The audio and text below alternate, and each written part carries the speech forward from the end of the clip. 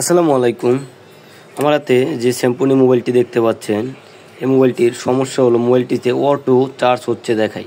মোবাইলটিতে কিন্তু কোনো চার্জার লাগানো নাই, তো আপনারা দেখতে পাচ্ছেন মোবাইলটিতে অটো চার্জ হচ্ছে, কিন্তু ব্যাটারিতে কোনো চার্জ জমতেছে না। এই অটো চার্জ মূলত হয় যদি চার্জিং আইসি শর্ট থাকে বা চার্জিং আইসির আশেপাশের কোনো কম্পোনেন্ট যদি শর্ট থাকে, তাহলে মূলত এই অটো চার্জ সমস্যাটা হয়। চার্জিং পোর্টের পজিটিভ লাইন যেমন বিভাস লাইন এবং ব্যাটারি কানেক্টর পজিটিভ লাইন বিভেট লাইন, এই দুইটা লাইন যদি শর্ট হয়ে যায় কোনো কারণে, তাহলে যদি মোবাইলের মধ্যে ব্যাটারি কানেক্ট করেন তাহলে দেখবেন যেমন অটো চার্জ দেখাচ্ছে।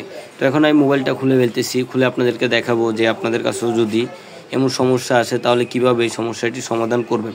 আজকের ভিডিওতে আমি মূলত বিস্তারিত আলোচনা করব যে অটো চার্জ দেখালে এবং যদি আপনারা দেখতে পান যে মোবাইলের চার্জার কানেক্ট করা নাই কিন্তু অটো চার্জ হচ্ছে, মোবাইল ব্যাটারি কানেক্ট করার সাথে সাথেই অটো চার্জ হচ্ছে, তাহলে আপনারা এসব সমস্যাগুলোর আজকের ভিডিওটি দেখে আপনারা সমাধান করতে পারেন। তো দেখতে পাচ্ছেন আমি এখন মোবাইলটা খুলে নিতেছি। এই অটো চার্জ সমস্যাটা হয় মূলত যদি চার্জিং পোর্টের পজিটিভ লাইন যেটা রয়েছে বিভাস লাইন এবং ব্যাটারি কানেক্টরের পজিটিভ লাইন বিভেট লাইন যদি এক হয়ে যায় তাহলে হয়। দেখতে পাচ্ছেন মোবাইলটা আমি খুলে ফেললাম এবং এখানে আমরা দেখতে পাচ্ছি যে ব্যাটারি কানেক্টরের পজিটিভের সাথে চার্জিং পোর্টের পজিটিভের দুইটি লাইনের মধ্যে একটি ডায়োড দিয়ে দুইটি লাইনকে সংযুক্ত করা হয়েছে। তো এই জেনার ডায়োডটা মূলত আমরা ব্যবহার করে থাকি যদি চার্জিং আইসি নষ্ট হয়, মানে চার্জিং পোর্টের পজিটিভ লাইনে ভোল্টেজ ঠিক আছে কিন্তু চার্জিং আইসির পরে আর ভোল্টেজটা সাপ্লাই হয় না, সেই সমস্যাগুলোর কারণে মূলত আমরা এই জেনার ডায়োডটা ব্যবহার করে থাকি। জেনার ডায়োডটা ব্যবহার করার নিয়ম হলো জেনার ডায়োডের পজিটিভ লাইনটা চার্জিং পোর্টের পজিটিভ লাইনে লাগাই এবং নেগেটিভ লাইনটা ব্যাটারি কানেক্টরের পজিটিভে লাগাই, তাহলেই আমরা চার্জিং পোর্টের পজিটিভে যদি 5.2 ভোল্ট থাকে সে ভোল্টটা কমে গিয়ে 4.2 ভোল্ট হয়ে যায় এবং আমাদের ব্যাটারিটি চার্জ হয়। এখন আমি মাদারবোর্ডটা থেকে এই জেনার ডায়োডটা তুলে ফেলব। আমার মনে হচ্ছে যে জেনার ডায়োডটাই হচ্ছে নেগেটিভ পজিটিভ এক হয়ে জেনার ডায়োডটা শর্ট হয়ে গিয়েছে, তার কারণে বিভাস লাইন থেকে বিভেট লাইনের মধ্যে সরাসরি একটি লাইন সংযোগ হয়ে গিয়েছে, সে কারণেই মূলত ব্যাটারি কানেক্ট করার সাথে সাথেই অটো চার্জ দেখায় এবং মোবাইলের মধ্যে শুধু অটো চার্জ হচ্ছে দেখায়।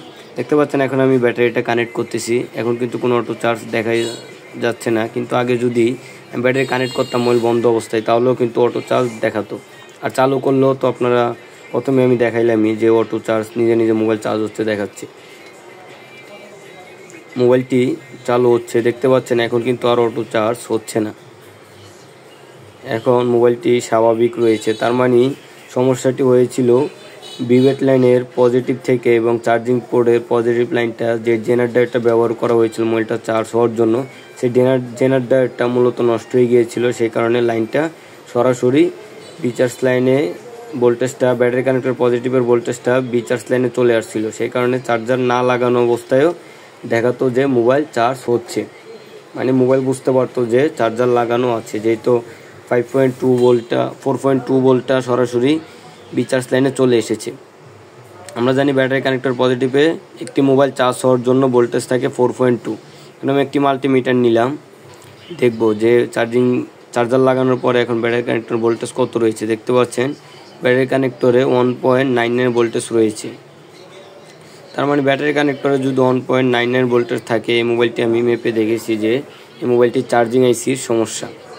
বাটন মোবাইলের যদি চার্জিং আইসির সমস্যা থাকে তাহলে আপনারা চার্জার কানেক্ট করার পর ব্যাটারি কানেক্টরের ভোল্টেজ 4.2 নিচে পাবেন। দেখতে পাচ্ছেন এই মোবাইলটার মধ্যে 3 ভোল্টেজ পাওয়া যাচ্ছে, তো তার মানে এটাতে যদি আমরা ব্যাটারি কানেক্ট করি তাহলে মোবাইলটি চার্জ হবে না। তো এই মোবাইলটিতে একটি জেনার ডায়োড লাগাতে হবে। এই মোবাইলটিতে আগেও একটা জেনার ডায়োড লাগানো ছিল, কিন্তু সেই জেনার ডায়োডটা নষ্ট হয়ে ব্যাটারি কানেক্টর পজিটিভ থেকে বিভাস লাইনের পজিটিভ একটি শর্ট হয়ে গিয়েছিল, যার কারণে মোবাইল অটো চার্জ হচ্ছিল।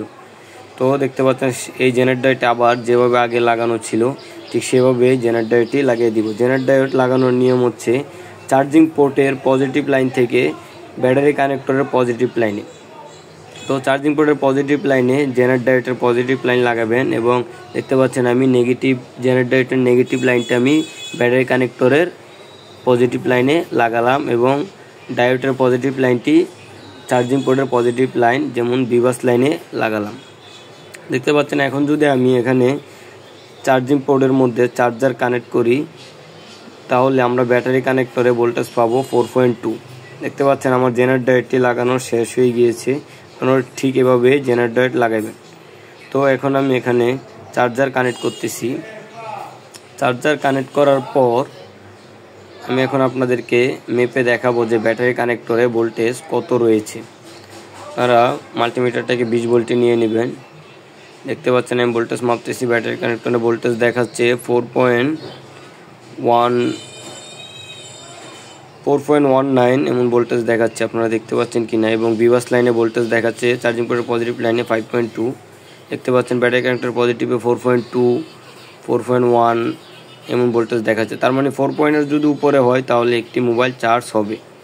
3.7 থেকে 4.2 হলে একটি মোবাইল চার্জ হয়। আর যদি স্ট্যাক রিডিং না হয়ে ভোল্টেজ আপ ডাউন করে তাহলে ব্যাটারিতে চার্জ হতে অনেক দেরি হবে, আবার কখনো কখনো চার্জ নাও হতে পারে। তো একটি ব্যাটারি কানেক্টরে একটি মোবাইল চার্জ হওয়ার জন্য ভোল্টেজ লাগবে 3.7 থেকে 4.2, কিন্তু এটা স্ট্যাক একটা ভোল্টেজ হতে হবে, মানে যে কোনো একটি ভোল্টেজে থাকতে হবে। 3.7 বা 4.2-র মধ্যে থেকে যে কোনো 3.8, 9, 4 এমন একটি ভোল্টেজ থাকলে একটি মোবাইল চার্জ হবে। দেখতে পাচ্ছেন আমি ব্যাটারি কানেক্ট করলাম, মোবাইলটা চালুও করলাম। এখন আমি চার্জার কানেক্ট করব। দেখতে পাচ্ছেন আমাদের সমস্যাটি কিন্তু আগেই ঠিক হয়ে গিয়েছিল। এখন আমরা এটাতে চার্জ হয় কি না তা দেখব। এখন আমি চার্জার কানেক্ট করব। দেখতে পাচ্ছেন আমরা যেটা আগেও মাপছি যে 4.2 ভোল্ট আছে, তার মানে একটি মোবাইল চার্জ হওয়ার কথা।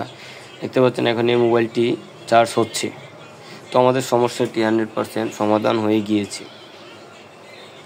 আপনাদের কাছেও যদি এমন সমস্যা আসে তাহলে আপনারা প্রথমত আগে মোবাইলটা খুলবেন, খুলে দেখবেন যে আপনাদের সমস্যাটা কোন জায়গা থেকে। চার্জিং পোর্ট থেকে শুরু করে আপনার ব্যাটারি কানেক্টর পর্যন্ত দেখবেন কোনো পার্টস সমস্যা আছে কিনা, সব জায়গায় ভোল্টেজ ঠিক আছে কিনা। আমি মূলত একটি মোবাইল চার্জ হওয়ার জন্য কত ভোল্টেজ প্রয়োজন, কোথায় কত ভোল্টেজ পাবেন, এগুলো নিয়ে আমার ইউটিউব চ্যানেলে ভিডিও আছে, আপনারা চাইলে ওই ভিডিওগুলো দেখতে পারেন। তো দেখতে পাচ্ছেন আমার এই মোবাইলটি 100% ওকে হয়ে গিয়েছে। তো আপনাদের কাছে যদি এমন সমস্যা আসে আপনারা ঠিক এভাবেই ঠিক করবেন। আর আমার চ্যানেলের ভিডিওগুলো দেখে আপনারা মোবাইল সার্ভিসিংয়ের কাজ সম্পূর্ণভাবে শিখতে পারবেন। আমি মূলত সব ধরনের কাজেরই ভিডিও দিয়ে থাকি, অ্যান্ড্রয়েড থেকে শুরু করে বাটন মোবাইল। এবং যে সমস্যাগুলোই আমার কাছে মনে হয় যে না ইউটিউবে দেওয়া দরকার, নতুন টেকনিশিয়ান বাইরে আমার চ্যানেলে ভিডিও দেখে অনেক কিছুই শিখতে পারে, তারা আমাকে কমেন্ট করে বলে। তো আপনারা কেমন ধরনের ভিডিও চান তা আমাকে মেসেজ করে বলবেন। আর যেসব ভাইরা টিকটক থেকে আমার ইউটিউব চ্যানেলের ভিডিওগুলো দেখেন তারা ইউটিউবে আমার চ্যানেলটা সার্চ করে আমার চ্যানেলটা সাবস্ক্রাইব করে রাখবেন এবং আমার চ্যানেলের ভিডিওগুলো আপনারা লাইক করবেন, শেয়ার করবেন। আপনারা যদি লাইক শেয়ার করেন তাহলে আমি মূলত ভিডিও করার উৎসাহ পাই। তো যারা ইউটিউবে আমার ভিডিওগুলো দেখেন তারা আমার ভিডিওগুলো শেয়ার করবেন। আপনারা যদি আমার ভিডিওগুলো বন্ধুবান্ধবের মাঝে শেয়ার করেন তাহলে তারাও আমার ভিডিওগুলো দেখতে পাবে, তারাও অনেক কিছু শিখতে পারবে।